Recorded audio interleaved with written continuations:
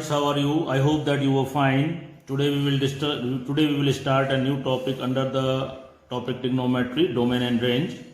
इससे पहले आप हमारी दो वीडियोस हैं पार्ट 3 और पार्ट 3 और पार्ट 4 को ज़रूर देखें और उसके बाद आपको आज का जो हमारा टॉपिक है वो अच्छी तरह से समझ में आएगा। बिना समय गंवाए चलो हम स्टार्ट करते हैं। शुरुआत करते हैं convention of science of A distances, conventions of sine of distances. उसके लिए पहले आप अपने स्पेस को दो लाइंस द्वारा डिवाइड कर लीजिए। You divide the space in by the two lines, one is vertical and secondly is the horizontal. एक हॉरिजेंटल लाइन और वर्टिकल लाइन से स्पेस को चार भागों में डिवाइड कर लीजिए and this horizontal line is known as x and x dash, y and y dash. Here x and y represent the positive directions of the lines, while x dash and y dash represent the negative signs of the x-axis, and the intersection point of these two lines is known as the origin and it is denoted by the symbol O. This is the positive direction of x-axis, this is the negative direction of x-axis, positive direction of y-axis and negative direction of y-axis. In this way there are four quadrants are constructed by these two lines. This quadrant is known as first quadrant, this is known as the second quadrant, this one is the third quadrant and this is the fourth quadrant. This is the representation of coordinate system. Now we अब हम इस coordinate system को अपने trigonometric system से जोड़ते हैं। तो जो हमारे कोऑर्डिनेट सिस्टम में x होता है वो हमारा ट्रिग्नोमेट्री में cos थीटा होता है और y जो होता है वो sin थीटा होता है। तो ये इस तरह से यहाँ पे जो है x is positive, it means x is greater than 0, y भी पॉजिटिव है तो y ग्रेटर देन, यानी फर्स्ट क्वाड्रेंट में x और y दोनों ही ग्रेटर देन 0 होते हैं। यहाँ पे x is negative so x is less than 0 and y is positive तो y is greater than 0। In the third quadrant both x and y are negative, therefore x less than 0 and y less than 0। In fourth quadrant x is positive तो x greater than 0 and y is less than 0 because y is negative. तो in this way you can say that you can see the positions of x and y coordinates in the coordinate system. अगर यहाँ x greater than 0 है तो आपका जो cos उसमें ऐसा है, ट्रिग्नोमेट्री में कहीं जाए तो cos theta greater than 0, x and y greater than 0 it means all the positive values. तो अगर x को हम यहाँ पे cos थीटा से डिनोट करते हैं, y को हम sin थीटा से करते हैं, तो यहाँ पे x एंड y दोनों ग्रेटर देन 0 है, यानी कि sin थीटा cos थीटा दोनों ही ग्रेटर देन 0 है। दोनों ही ग्रेटर देन 0 है इसका मतलब दोनों की वैल्यू पॉजिटिव है। तो अगर इसकी हम बात करें टी रेशियोज की बात करें तो उसको एक टेबल बना के हम समझ लेते हैं कि हमारे पास जो ट्रिग्नोमेट्रिक रेशियोज हैं, टी रेशियोज, इनका जो पोजीशन है क्वाड्रेंट में, first second third and fourth, first quadrant second quadrant and third quadrant and fourth quadrant में क्या क्या है।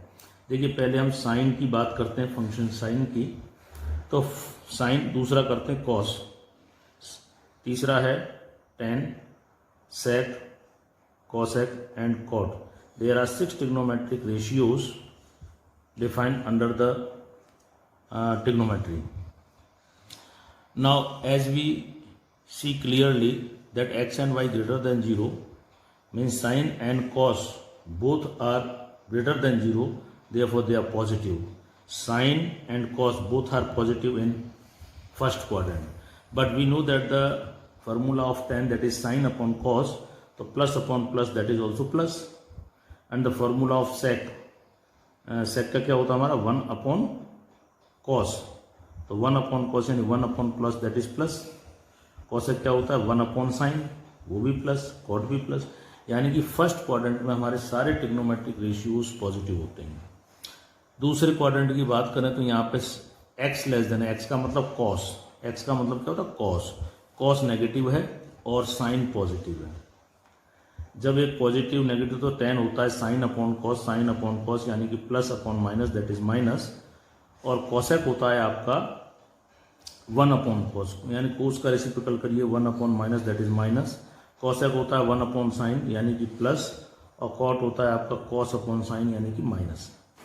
थर्ड क्वाड्रेंट की बात करें, थर्ड में साइन और कॉस दोनों ही नेगेटिव हैं, तो टेन आपका पॉजिटिव हो गया और ये 1 अपॉन कॉस नेगेटिव हो जाएगा, कॉसेक होता है 1 अपॉन साइन यानी कि 1 अपॉन माइनस नेगेटिव हो जाएगा, कॉट पॉजिटिव हो जाएगा।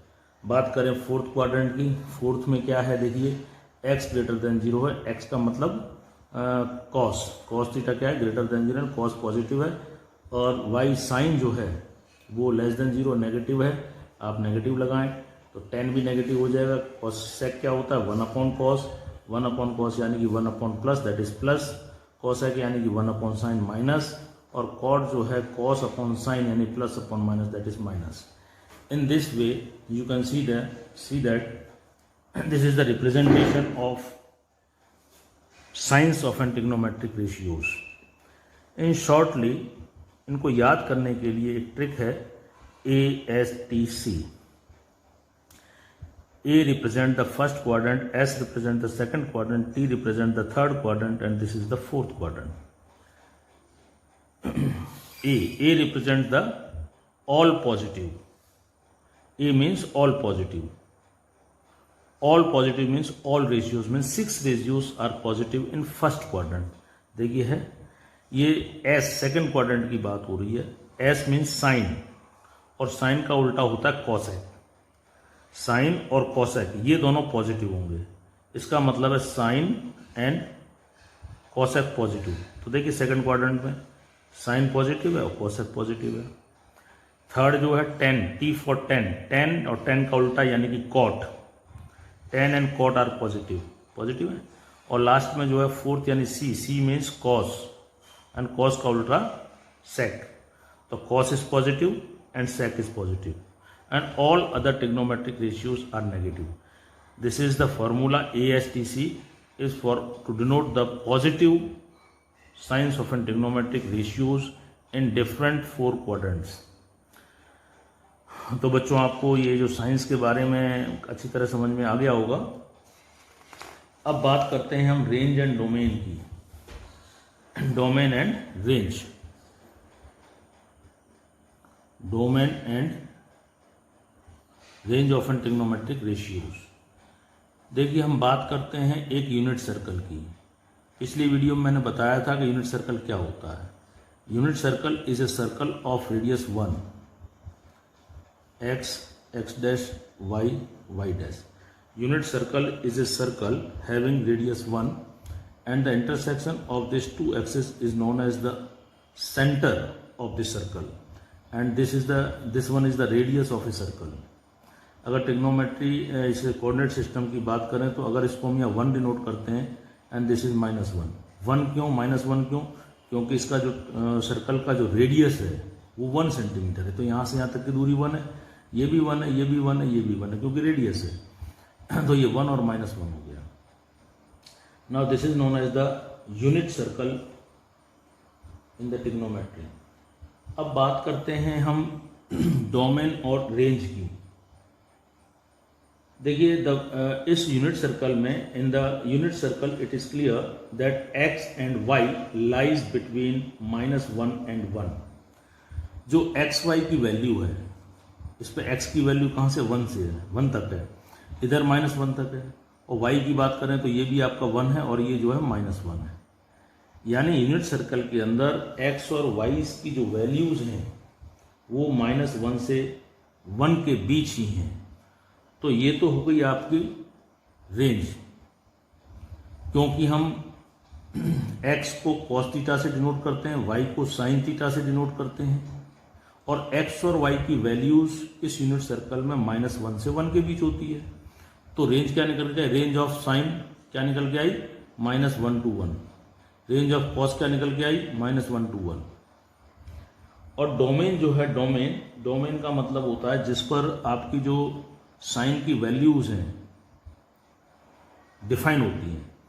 तो यहाँ पे ऑल रियल नंबर्स, आप साइन और कॉस के कोई भी ऑल रियल नंबर्स ले लीजिए, सभी पे साइन और कॉस की वैल्यूज डिफाइन है, और जो उसका आंसर आएगा वो -1 से 1 के बीच आएगा। तो जिन जिन पर साइन और कॉस डिफाइन होता है वो उसका डोमेन कहलाता है, और जो उसका आंसर निकलता है, सॉल्यूशन होता है, that is known as the range of the function. तो यहाँ पे इनकी जो डोमेन आया साइन और कॉस का, वो क्या निकल गया, ऑल रियल वैल्यूज, यानी कि ऑल रियल वैल्यूज पे साइन एंड कॉस डिफाइन है और उनकी वैल्यू -1 से 1 के बीच आएगी। अब बात करते हैं हम टेन थीटा की। देखो टेन थीटा क्या होता है, टेन थीटा होता है आपका sine theta upon cos theta, और यहाँ पे साइन को आपने किससे डिनोट किया है, y से, कॉस को किससे डिनोट किया है, x से। इसी बात करें सेक थीटा की, सेक थीटा होता है 1 अपॉन कॉस थीटा, कॉस को हमने किससे डिनोट किया है, x से। These two functions are not defined at x equal to 0. x equal to 0 पे नॉट डिफाइंड है, क्योंकि अगर यहाँ हम x की वैल्यू 0 लेंगे तो ये इसका जो है आंसर इन्फिनिटी आएगा। यहाँ पे x की वैल्यू 0 लेंगे तो यहाँ पे जो है इन्फिनिटी आएगा। It means the value of tan theta and sec theta is not defined at x equal to 0। बाकी सभी जगह वो डिफाइंड है।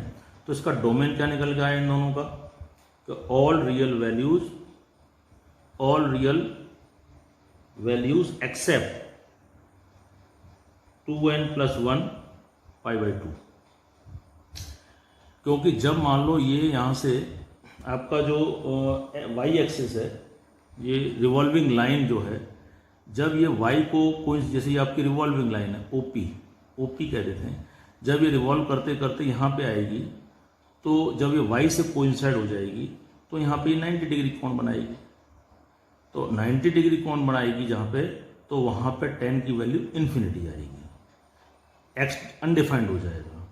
तो यहाँ पे π/2, और नेगेटिव साइड में भी जो π/2 वाली वैल्यू π/2 है, π/2 है, -π/2 है, 3π/2 है, -3π/2 है, इन पे जो अनडिफाइंड रहेगी। तो इस तरह से जो इनका डोमेन निकल गया है, all real values except this. बात करते हैं इसकी रेंज की। तो रेंज की है, आप जब इसका एक्सेप्शनल रख दिया आपने x इक्वल टू 0 पर, तो सभी वैल्यू पर ये डिफाइंड है, ऑल रियल वैल्यूज। अब बात करते हैं कॉट की, और कॉट क्या हो गया, कॉसेक थीटा। कॉट क्या होता है आपका, cos theta upon sine theta. Cos को आपने माना है x, इसको माना है y, और ये होता है 1 अपॉन साइन थीटा, और साइन थीटा होता है y। ये दोनों जो फंक्शन है not defined at y equal to 0। अगर यहाँ y 0 होगा तो ये अनडिफाइंड होगा। जब ये रिवॉल्विंग लाइन OP मूव करते करते करते यहाँ आ जाएगी, तो ये x एक्सिस के साथ कोइंसाइड हो जाएगी। जब x एक्सिस के साथ कोइंसाइड हो जाएगी तो y इक्वल टू 0 हो जाएगा, और y इक्वल टू 0 होगा तो यहाँ पे ये अनडिफाइंड हो जाएगा। तो इसका जो डोमेन है वो भी जो निकल के आ रहा है, वो क्या आ रहा है, एक्सेप्ट ऑल रियल वैल्यूज, नहीं ऑल रियल, हाँ यहाँ पे पाई होगा, सॉरी मैं गलत बता गया।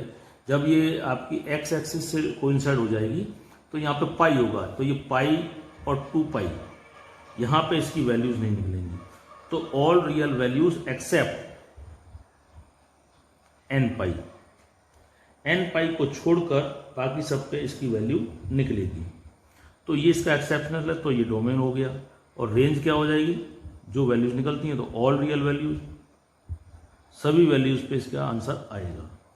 तो these are the domain and the range of the trigonometric functions.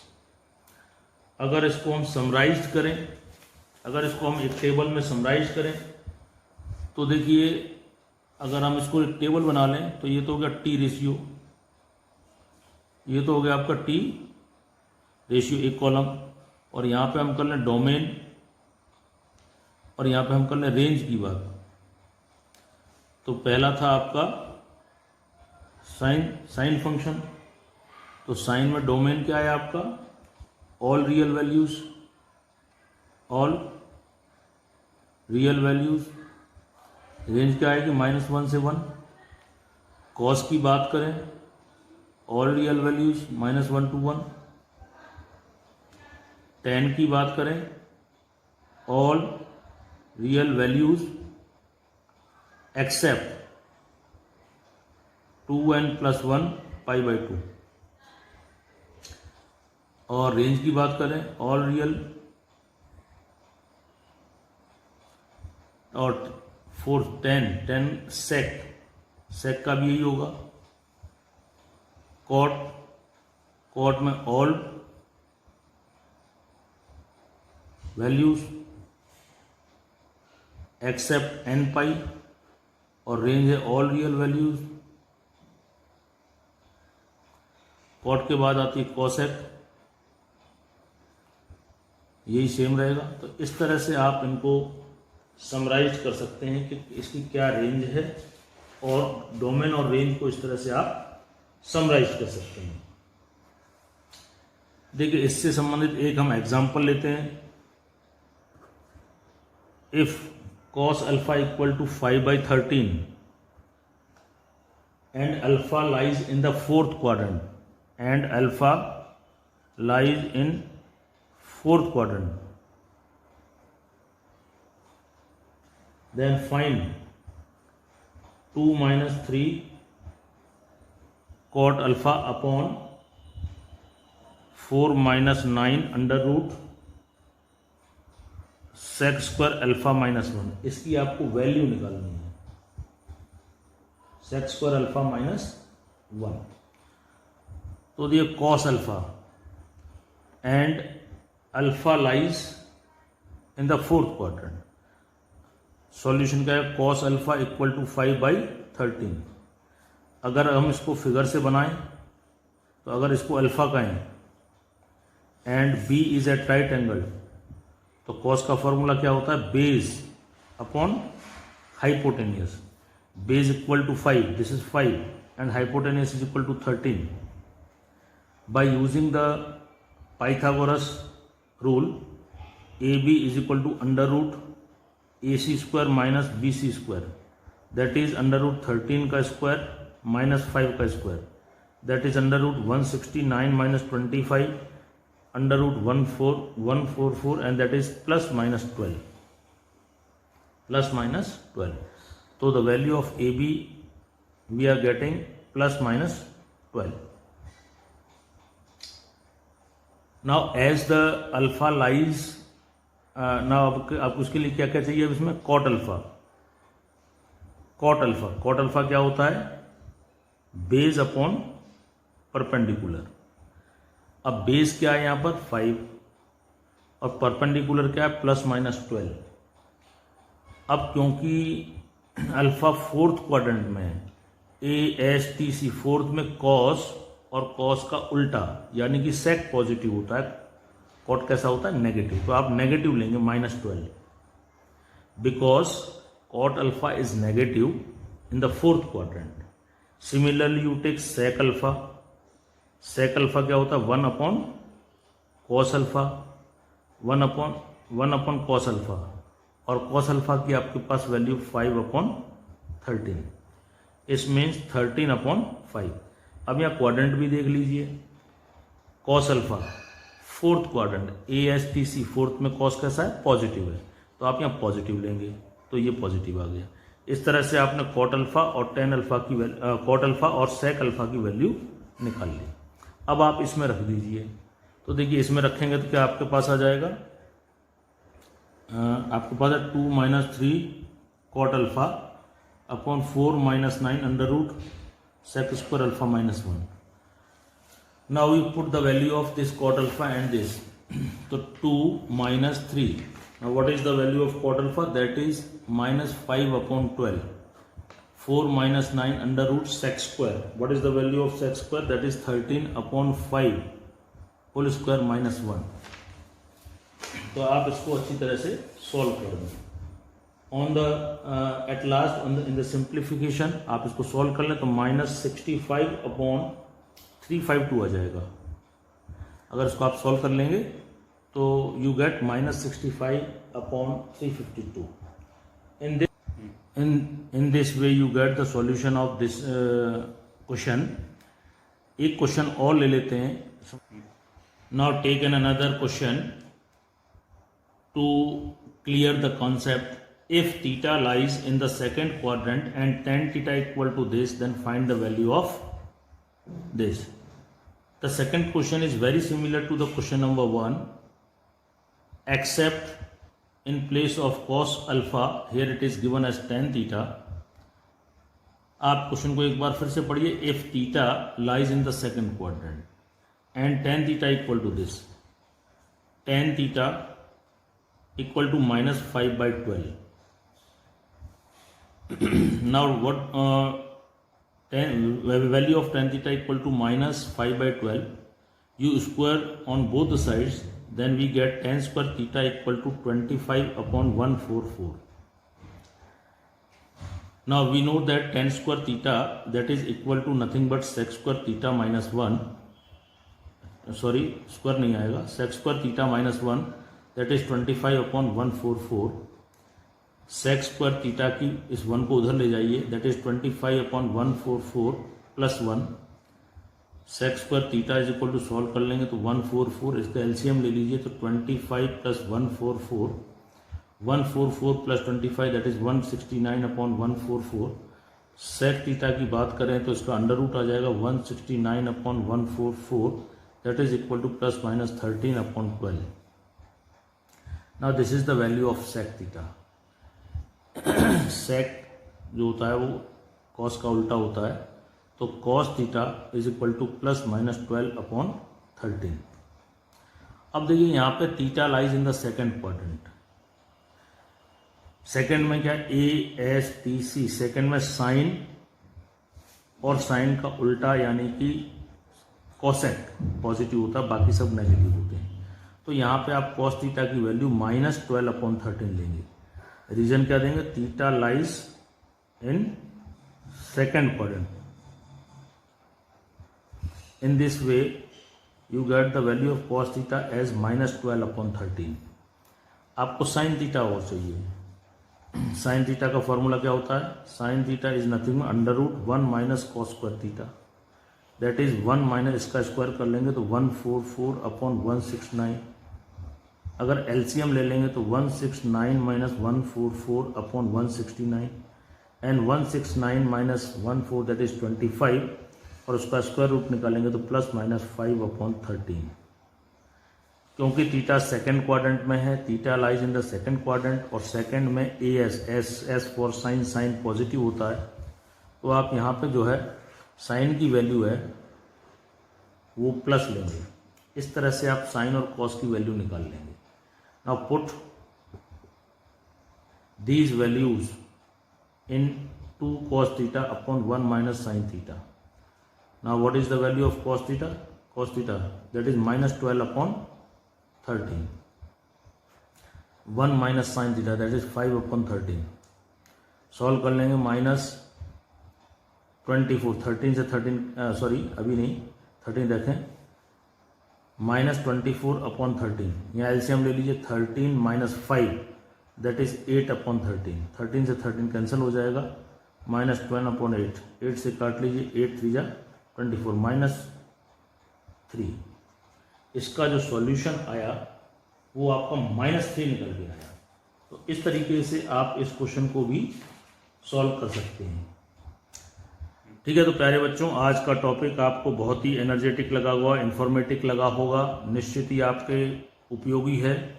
ये जो ट्रिग्नोमेट्री का फंडामेंटल कॉन्सेप्ट्स हैं जो आपको अच्छी तरीके से आने चाहिए। तो अगर आपको ऐसा लग रहा है कि ये जानकारी आपके लिए उपयोगी है और आपके मित्रों के लिए भी उपयोगी हो सकती है, तो आप अपने फ्रेंड्स में अधिक से अधिक शेयर करें, लाइक करें, हमारा मोटिवेशन बढ़ाएं। और पिछली वीडियोस अगर आपको देखनी है, हमारे लिंक जो डिस्क्रिप्टिव बॉक्स में जो दिया है, उस लिंक को आप एक्टिव करके उसमें से देख सकते हैं। और अगर आपका कोई कमेंट सुझाव हो आप दें, जिससे वीडियोस में और सुधार किया जा सके। आगे नेक्स्ट वीडियो के साथ मैं फिर मिलूँगा, तब तक के लिए नमस्कार।